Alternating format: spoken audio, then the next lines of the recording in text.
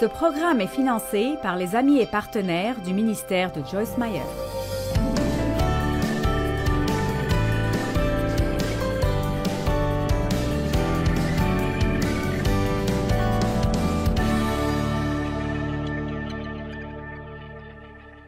Seule la patience et rien d'autre nous permet de jouir du moment présent que nous avons. Si je suis quelque part et je ne veux pas y être, et je veux être autre part, disons que j'attends à l'aéroport. Je ne veux pas attendre à l'aéroport, mais mon avion est en retard. Je ne veux pas attendre, mais l'avion n'est pas là. Alors je peux soit m'asseoir là et être frustré, ou je peux dire, eh bien Dieu, mon temps est entre tes mains, alors je vais trouver une façon de jouir de cela. Je crois que c'est l'une des choses qui rendent le diable absolument fou. Qui veut donner au diable une crise de nerfs? Je pense que l'une des choses qui le rend vraiment fou est quand nous apprenons à jouir de chaque chose que nous faisons, indépendamment de combien elle est mondaine. Beaucoup d'entre vous ne sont pas sûrs de cela. J'aime quand on n'a que 3 personnes qui applaudissent.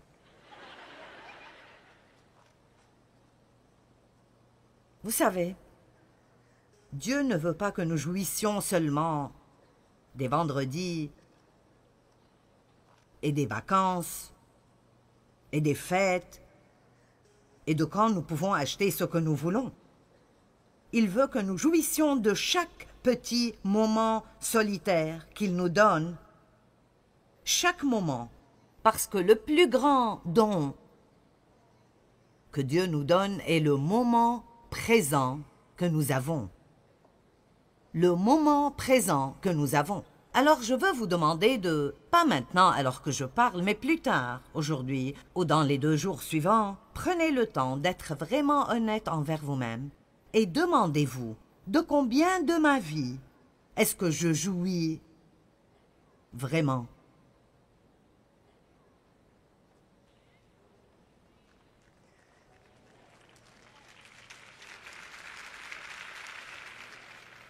Souvent, nous n'y pensons même pas. Eh bien, j'ai fait ce cheminement pendant beaucoup d'années. Parce que Jean 10 dit, le voleur vient seulement pour voler, tuer et détruire. Mais Jésus a dit, je suis venu afin que vous jouissiez de la vie.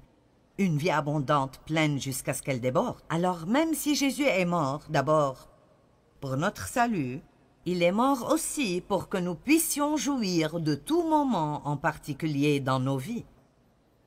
Pas juste quelques moments ici et là, mais chaque moment en particulier dans nos vies. Je crois que l'une des plus grandes tragédies de nos vies est de ne pas jouir de chaque moment que Dieu nous a donné. J'ai écrit un livre intitulé « Jouir alors que vous cheminez ». Mon Dieu!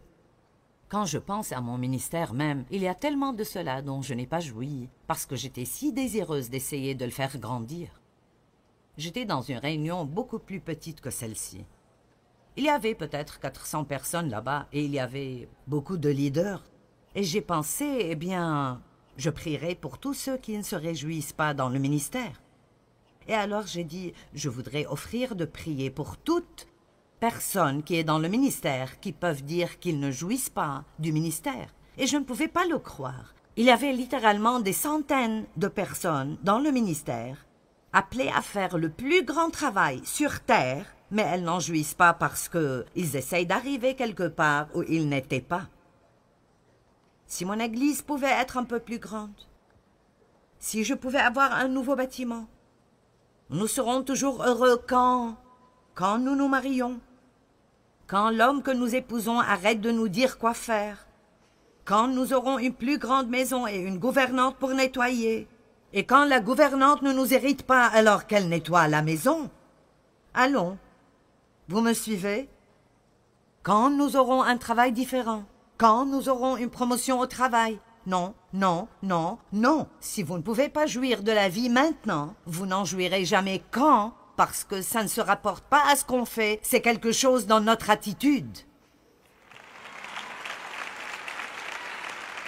Je suis vraiment résolue à ce point et j'imagine que beaucoup d'entre vous le sont. Je suis vraiment résolue de glorifier Dieu dans ma vie de tous les jours. Dieu n'est pas intéressé par qui est dans ce bâtiment d'église ce matin. Ce n'est pas qu'il ne s'occupe pas de ce que vous êtes là. Il aime tout cela, mais c'est plus ce que nous faisons quand nous quittons d'ici qui intéresse Dieu que comment nous nous comportons ici. Et nous pouvons sauter et crier et applaudir dans chaque chanson que nous chantons. Mais c'est comment j'agis quand je suis dans la file de gens à l'épicerie. Comment est-ce que je me comporte si Dieu n'agit pas aussi vite que je le voudrais? Qu'est-ce qui arrive quand j'ai quelqu'un qui travaille avec moi, qui est une personne précieuse, mais ça leur prend juste plus de temps pour apprendre et je dois leur dire encore et encore? Comment est-ce que j'agirai? Est-ce que je vais les virer parce qu'ils ne sont pas rapides ou est-ce que je ferai un investissement et je travaillerai sur eux? Est-ce que j'aurai assez de sagesse pour ne pas comparer un de mes enfants à l'autre parce que l'un d'entre eux va mieux avec ma personnalité que l'autre? Nous pouvons aimer tous nos enfants, mais ne pas les apprécier tous.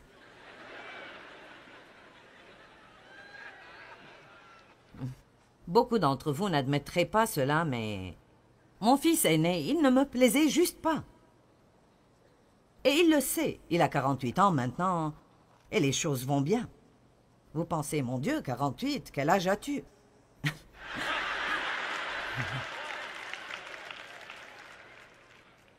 Je suis assez âgée pour savoir de quoi je parle. Alors cela veut dire, écoutez, je suis passée par là, j'ai essayé toutes les façons possibles, et je sais ce qui marche et ce qui ne marche pas. Je sais ce qui vous rendra heureux et ce qui vous rendra misérable. Laissez-moi vous garder de tourner 1000 fois autour du même pot stupide, et écoutez-moi attentivement ce matin. Vous n'allez pas presser Dieu. Vous n'allez pas changer les gens. Seul Dieu peut changer les gens.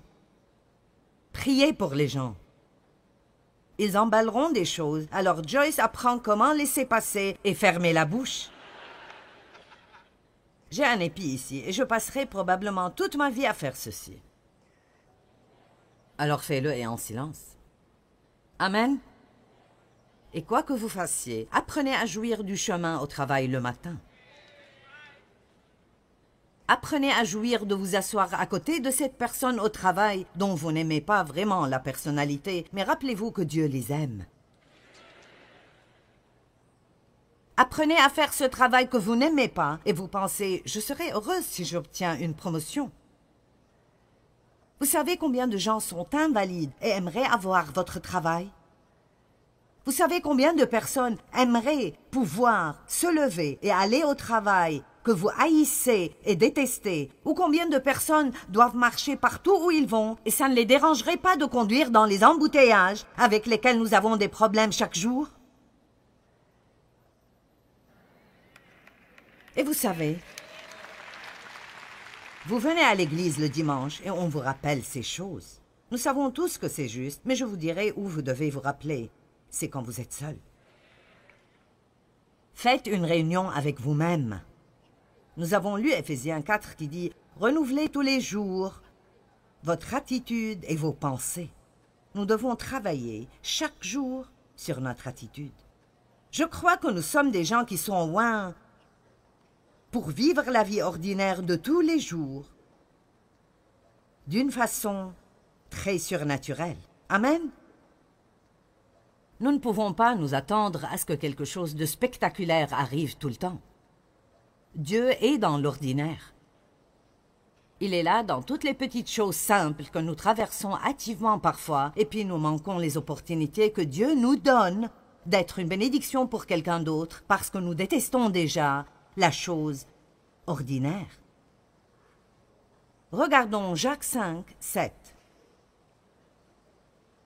Soyez donc patients, frères, alors que vous attendez, pas si vous attendez. Soyez donc patients alors que vous attendez jusqu'à l'avènement du Seigneur. Maintenant, regardez cela. Voici le laboureur attend le précieux fruit de la terre, prenant patience à son égard, jusqu'à ce qu'il ait reçu les pluies de la première et de l'arrière-saison. Vous savez, nous pouvons dépasser ce verset et ne jamais vraiment en recevoir beaucoup, mais J'ai étudié la patience longuement, et j'ai disséqué beaucoup de ces versets, et donc si vous pensez à ce laboureur, il creuse dans le sol dur, il met ses graines dans la terre, et il attend, et il attend, et il attend, et il attend. Dans quel jour quelque chose sortira de la terre? Seul Dieu le sait. Alors qu'est-ce qu'il fait? Il continue à faire ce qu'il devrait faire. Il arrose, il enlève les mauvaises herbes, il les regarde. Il se lève, il va au lit, il se lève, il va au lit. C'est le lundi, mardi, mercredi, jeudi, vendredi, rien n'arrive. Il fait la même chose la semaine suivante et celle d'après. Mais il y a un petit mot ici, et je ne sais pas s'il existe dans d'autres traductions, mais il est devenu vraiment important dans ma vie. Et il dit, il attend avec espérance. Maintenant, vous êtes sur le point de recevoir quelque chose ici. La plus grande raison pour laquelle nous sommes souvent tristes n'est pas nos circonstances. Ce n'est pas même que nous devons attendre, c'est que nous attendons sans espérance. Quelque chose d'étonnant arrive dans mon âme, et je crois que ça arrivera dans la vôtre aussi, quand je commence à agressivement, résolument, m'attendre à ce que quelque chose de bien arrive dans ma vie à n'importe quel moment. Aujourd'hui sera peut-être le jour où ma récolte arrivera. Aujourd'hui sera peut-être le jour où je verrai un changement dans mes enfants. Aujourd'hui sera peut-être le jour où je me sentirai mieux. J'ai supporté ce problème physique pendant des années, mais aujourd'hui pourrait être le jour. Le diable veut que nous soyons sans espérance. Nous avons chanté ce chant à propos de l'espérance. Être plein d'attente. Je me suis entraînée chaque matin. Quand je me lève, je ne suis pas debout. Depuis 5 minutes, maintenant c'est probablement 1 minute. Et voici ce que vous m'entendez dire. Je m'attends à ce que quelque chose de bien arrive aujourd'hui. Je m'attends à ce que quelque chose de bien arrive à travers moi aujourd'hui. Aujourd'hui, je serai forte et me sentirai bien. Je serai énergétique et je serai créative. Je suis enthousiasmée au sujet d'aujourd'hui. Ce sera une bonne journée. Et je vous dis la vérité absolue. Si vous faites cela, votre corps répondra. Votre être physique répondra et vous commencerez à vous sentir mieux et la vie vous paraîtra meilleure. Je répéterai jusqu'à ce que vous le compreniez. Vous voyez, les gens passifs disent juste « Je ne sais pas. Je ne sais pas, nous verrons. » J'ai enseigné un message récemment intitulé « Est-ce que votre lève-toi est parti ?» Et nous avons tous des moments où nous sommes fatigués de faire ce qu'on fait. Tout le monde. Vous pensez que si vous aviez un travail plus intéressant, vous ne vous fatigueriez pas?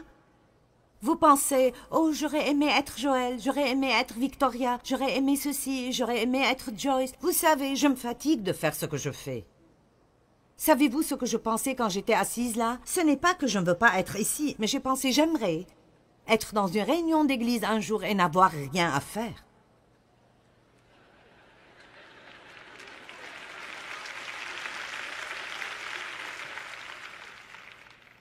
Vous savez combien d'années ça fait? Depuis que je pouvais aller m'asseoir et n'avoir aucune responsabilité, et pendant que vous jouissez de la louange, vous savez, dans mes propres réunions, je ne peux même pas vraiment me reposer durant la louange. Mais pendant ce temps, je dois toujours penser à ce que je dirais ou à ce que je ferais. Et vous savez, ce qui me fatigue plus que toute autre chose, occasionnellement, et je suis bonne pour cela, je le fais bien, c'est de toujours être responsable de quelque chose où que j'aille. Eh bien, j'aurais pensé que si j'avais ta vie... Vous n'obtenez jamais un côté de quelque chose sans obtenir l'autre côté. Si vous obtenez la promotion que vous vouliez au travail, vous aurez plus de responsabilités. Ils s'attendront à plus de vous. Plus vous grimpez les échelons, et plus il y aura des gens sous votre autorité, plus il y aura des gens qui ne vous aimeront pas. Vous savez, quand vous êtes le patron, quoi que soit la décision que vous faites, ce n'est pas tout le monde qui l'aimera. Vous savez, honnêtement, quelque chose d'autre dont je me fatigue est que c'est quelque chose que je dois faire par la foi. J'aurais aimé pouvoir avoir ce ministère et tout faire et ne jamais plus avoir à demander de l'argent à quelqu'un. Vous vous fatiguez de cela quand vous êtes à notre place. Alors laissez-moi vous le dire. Quand les gens parlent des offrandes, souriez, acclamez, agissez comme si vous aimiez cela, parce que ce n'est pas facile pour nous. Allez. Allez. Je serai juste si heureuse quand mes enfants grandiront et ils partiront. Écoutez, quand ils grandissent, ils coûtent plus d'argent que quand ils étaient petits. Et puis, vous n'avez pas seulement les enfants, vous avez les gendres et les brus, et puis tous les petits-enfants, c'est comme, oh mon Dieu. Junior doit aller à l'université, et Samy doit faire ceci, et quelqu'un d'autre doit faire quelque chose d'autre, et vous savez. Alors bon. J'ai mis une pancarte à la maison. Ma maison est à l'épreuve des enfants, mais ils continuent d'entrer.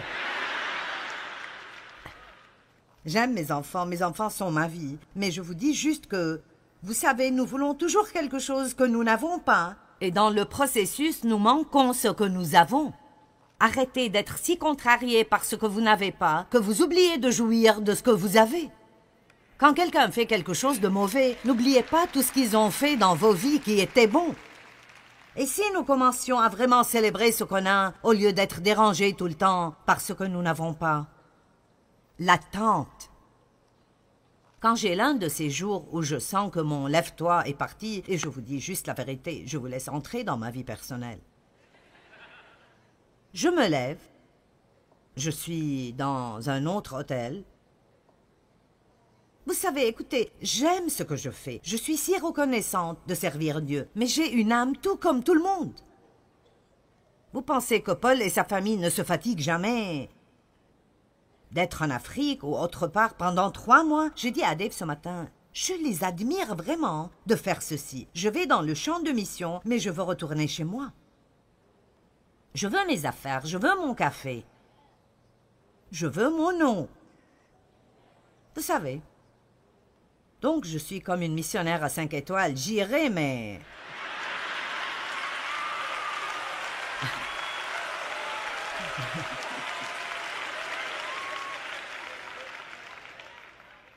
Je n'aime pas les tentes, ça ne marche pas pour moi. Et je suis allée à tous ces endroits où ils vont et ils vivent. Et je veux vous le dire, les gars, vous avez mon appréciation et mon respect. Amen.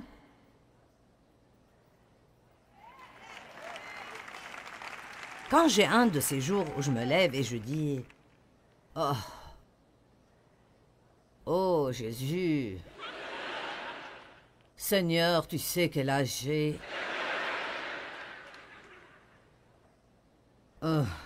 D'accord.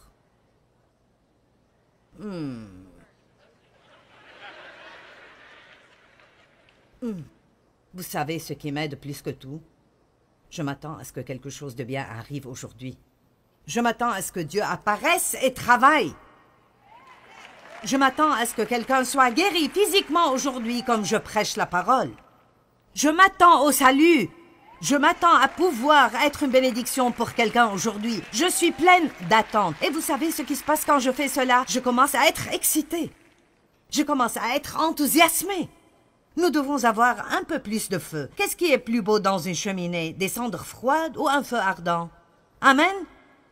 Je crois que nous devons être plus enthousiasmés. Et la façon de faire cela est de vivre avec une attente.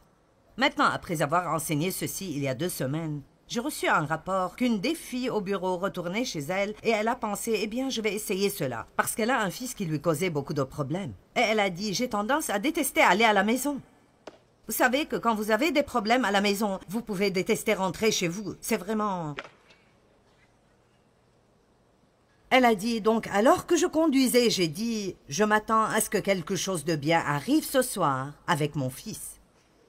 À son arrivée, son fils l'a regardée et lui a dit « Maman, je veux juste que tu saches que je t'aime. » Elle a dit « Je n'ai pas entendu cela pendant des mois et possiblement des années. Laissez-moi vous dire, ce que nous pensons et ce que nous disons, l'attitude avec laquelle nous vivons, affecte vraiment nos circonstances. Et je ne dis pas que vous obtenez tout ce que vous voulez juste en disant « Je m'attends à cela ». Mais je vous dirai que vous pouvez supporter beaucoup plus que vous pouvez imaginer si vous avez un peu d'enthousiasme, un peu de feu et si vous êtes excité. Et ne vous attendez pas à ce que quelqu'un fasse cela pour vous. Paul a dit à Timothée, « Ranime-toi dans le Seigneur. » Vous vous ranimez vous-même. Ce que je vous ai donné ici dans les 2 dernières minutes est si précieux. Je vous le dis. Dieu m'a appelé à prêcher la parole et je crois que j'entends des choses de lui pour le corps de Christ. Et cette chose de l'attente n'est pas une petite chose, c'est une grande chose. Et Dieu attend pour vous amener votre récolte. Vous devez peut-être mettre vos graines dans la terre et vous lever et aller au lit et vous lever et aller au lit et vous lever et aller au lit jusqu'à ce que vous pensiez que vous ne pouvez plus supporter. Mais si vous le faites avec de l'espérance, waouh, de bonnes choses arriveront dans votre vie. Amen. Allez, donnez gloire à Dieu.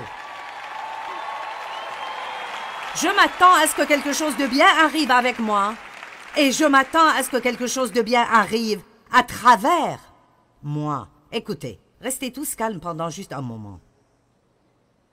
Vous êtes ici aujourd'hui. Quelqu'un vous a amené. Ou peut-être que vous êtes venu parce que vous voyez Joël à la télé et vous m'avez eu à moi au lieu de lui. Ça ne fait rien. Dieu sait ce dont vous avez besoin. Ou peut-être que vous avez su que je serais ici et vous êtes venu pour voir si je suis vraiment comme à la télé. L'essentiel est que vous êtes là. Et si aujourd'hui vous n'avez pas encore reçu Christ comme votre sauveur, vous n'avez pas à faire quoi que ce soit. Vous n'avez pas à vous justifier avant que Dieu vous prenne. Il vous veut maintenant. Il vous a amené ici aujourd'hui pour cette raison. Ceci pourrait être la meilleure décision que vous ferez dans votre vie. Tout ce que vous devez faire est de dire « Oui, je crois en Jésus et oui, je suis fatigué de vivre comme je vis. Je veux la paix, je veux la joie, je veux avoir un très bon ami. Jésus veut être votre ami. » Devenir un chrétien ne veut pas juste dire que vous recevez cette liste de 10 choses que vous devez faire qui sont toutes des choses religieuses. Ça veut dire que vous êtes invité à avoir une relation intime avec Dieu à travers Jésus-Christ et qu'il veut être impliqué dans chaque chose que vous faites. C'est magnifique, simplement magnifique, magnifique. Alors si vous n'avez pas encore reçu Christ comme votre sauveur et vous voulez prendre cet engagement aujourd'hui, ou si vous avez essayé de servir Dieu et vous êtes retombé dans le péché, levez juste la main, laissez-moi voir où vous êtes. Allez, les mains sont hautes partout dans la salle. Voyons vos mains, je vois beaucoup de mains. Je vois vos mains là-bas, d'accord. Ceci est facile. Vous n'avez besoin de rien faire, vous allez obtenir quelque chose. Maintenant, je vous demanderai de faire quelque chose pour 2 raisons. 1, nous avons un livre que nous voulons vous donner. Et 2, je vous demanderai de vous lever là où vous êtes. Ceux d'entre vous qui ont levé la main. Allez, soyez courageux. Donnez un œil au beurre noir au diable. Allez, levez-vous. C'est cela. Allez, allez, allez. Allez, faites-le. Ne soyez pas embarrassés. C'est cela, faites-le. Vous pouvez le faire. Soyez audacieux. Soyez audacieux pour Jésus. Maintenant, écoutez. Levez-vous si vous décidez que vous voulez vous joindre à nous. Nous allons prier cette prière et quelque chose d'étonnant arrivera. Le livre de la vie est ouvert et vous êtes sur le point d'avoir votre nom écrit dedans. Tous vos péchés seront pardonnés. Que tout le monde prie cette prière avec eux, s'il vous plaît. Haut et fort pour qu'ils se sentent à l'aise. Dieu, mon Père, je t'aime. Jésus, je crois en toi. Tu es mort pour moi. Tu as été ressuscité d'entre les morts. Tu as pris le châtiment que je méritais. Tu as payé pour mes péchés. Je suis désolé pour la façon dont j'ai vécu. Mais aujourd'hui, je me retourne et je vais dans une autre direction. Je me détourne du péché et je me tourne vers toi. Jésus, je te reçois. Viens et vis en moi.